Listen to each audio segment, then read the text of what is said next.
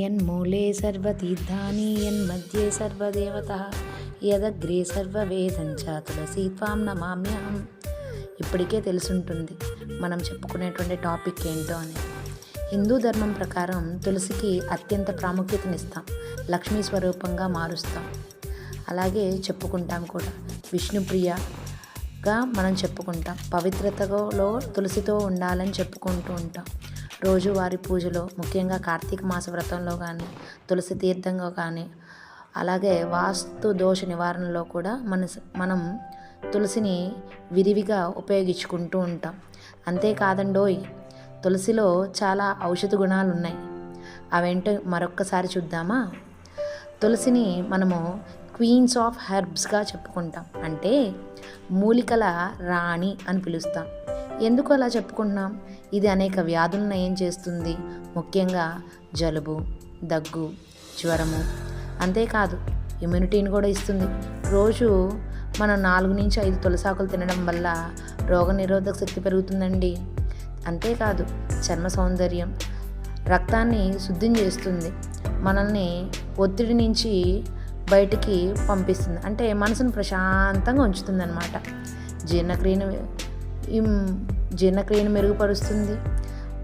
రోజు ఒక 4 తులసాకులు నమలడం వల్ల మనకి నోటి యొక్క ఆరోగ్యం కూడా, అంటే మనము వదిలేటువంటి గాలిలో చెడు శ్వాస అనేది తగ్గుతుంది. అంతేకాదు ప్రతిరోజు మొక్కలు మనకి నైట్ కార్బన్ డైఆక్సైడ్ విడుదల చేస్తాయి, కానీ ఒక తులసి మొక్క 24 గంటల పాటు ఆక్సిజన్ వదులుతూ వాతావరణంలో ఉన్నటువంటి కాలుష్యాన్ని తగ్గిస్తుంది. ఈ రోజు నుంచి మన ఇంట్లో తులసి మొక్కను పెంచుకుందామా అండి? నేను చెప్పుకున్నాం కదా ఇందాక, వాయు శుద్ధి చేస్తుంది అని. తులసి పర్యావరణంలో ఉన్నటువంటి కార్బన్ డైఆక్సైడ్ని, అంతేకాకుండా ఇతర విషవాయువును కూడా పీల్చుకొని 24 గంటలు ఆక్సిజన్ విడుదల చేస్తుందండి. అందుకని నేను చెప్పాను, గాలిని శుద్ధి చేసేటువంటి గుణం కలిగినటువంటి మొక్క ఏదైనా ఉంది అంటే అది మన తులసి మొక్కేనండి. అంతేకాదు ఆడపిల్లలను కూడా ఇంట్లో తులసితోటి పోలుస్తూ ఉంటాం, ఎందుకంటే దానికి అంత పవిత్రతగా మనం చూసుకుంటూ ఉంటాం. తులసి మనం ఈరోజు ప్రతి ఒక్కళ్ళం కూడా కిడ్నీ సమస్యలతో బాధపడుతున్నామండి. కారణం మన ఫుడ్డే, అది అందరికీ తెలిసిన విషయమే. మరి ఈ కిడ్నీలో రాళ్ళని కరిగించేటువంటి అవకాశము తులసికి కూడా ఉందండి. ఈ యొక్క కిడ్నీ రాళ్ళను కరిగించుకోవడం కోసం మనం ఎన్నో కెమికల్ మెడిసిన్స్ని వాడుతూ ఉన్నాం, కానీ మన ఇంట్లో ఉండేటువంటి తులసితోటే మన కిడ్నీ సమస్యలను దూరం చేసుకోవచ్చు. ఎలా అంటారా? ప్రతిరోజు మనం తులసి రసాన్ని తేనెతో కలిపి తీసుకుంటే కిడ్నీలో రాళ్ళు కరిగేటువంటి అవకాశం ఉందని ఆయుర్వేదం చెబుతుందండి. అంతేకాదు మన డయాబెటీస్ 2 అనేది వినే ఉంటాం. ఈరోజు ప్రతి 10 మందిలో 8 మంది నుంచి 7 మంది వరకు కూడా డయాబెటీస్తో బాధపడుతూ ఉన్నారు. అలాంటి డయాబెటీస్ 2లో ఉన్నటువంటి వాళ్ళకి తగ్గించేటువంటి గుణం, అంటే ముఖ్యంగా ఆ షుగర్ లెవెల్స్ని కంట్రోల్ చేసేటువంటి కెపాసిటీ మన తులసికి ఉందండి. మనకి ముఖ్య గమనిక ఇంకొకటి ఏంటంటే, తులసి ఆకులు నేరుగా నమలటం కానీ మింగటం కానీ తీసుకోవటం అంత మంచిది కాదండి. మరి ఎలా తీసుకోవాలి?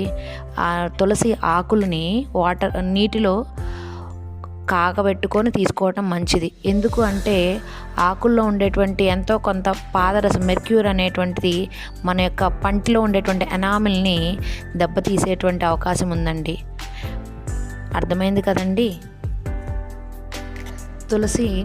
తులసికి నీటిని శుద్ధి చేసేటువంటి శక్తి ఉందండి. దాన్నే మనం ఇప్పుడు గంగాజలం అని అంటాం. అంటే గంగాజలం లాగే తులసి ఆకులను కూడా చాలా కాలం పాటు పాడవకుండా ఉంచుతాయి అన్నమాట.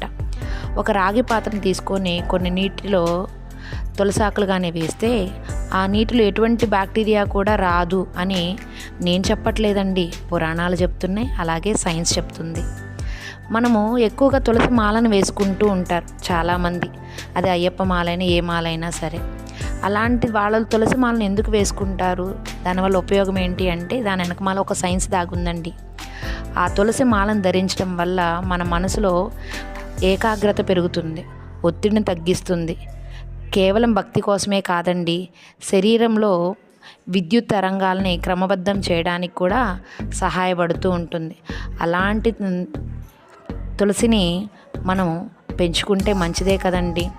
ఇంకొక విషయం అండి, 20 గంటల పాటు ఆక్సిజన్ ఇచ్చేటువంటి మొక్క ఏదైనా ఉంది అంటే అది తులసేనండి. క్యాన్సర్ నివారణగా కూడా తులసి ఉపయోగపడుతుంది. ఇది చాలామందికి తెలిసి ఉండదండి. కానీ మరి ఎలా తగ్గిస్తుంది అనేటువంటి ఒక చిన్న డౌట్ మనందరికీ కూడా వస్తూ ఉంటుంది. కారణం ఏంటో చెప్పనా? తులసిలో ఉండేటువంటి యూజెనాల్ అనేటువంటి ఒక పదార్థం ఉంటుందండి.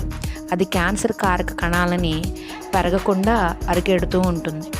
ఇది చాలా పరిశోధనలు ఇప్పటి వరకు కొన్ని పరిశోధనలు చేసినప్పుడు అది బయటకు వచ్చినటువంటి నిజం. అంతేకాదండోయ్, ప్రకృతి వైద్యానికి కూడా ఈ తులసిని ఎన్నో రకాలుగా వాడుతూ ఉంటారు. మన చుట్టూ గాలి కలుషితమైనప్పుడు ఆ కలుషితమైనటువంటి గాలిని శుభ్రపరిచేటువంటి తాజ్మహల్ చుట్టూ వేల సంఖ్యలో తులసి మొక్కలు నాటడానికి కారణం కూడా ఇదేనండి. తెలుసా మీకు? సబ్స్క్రైబ్ చేయరు.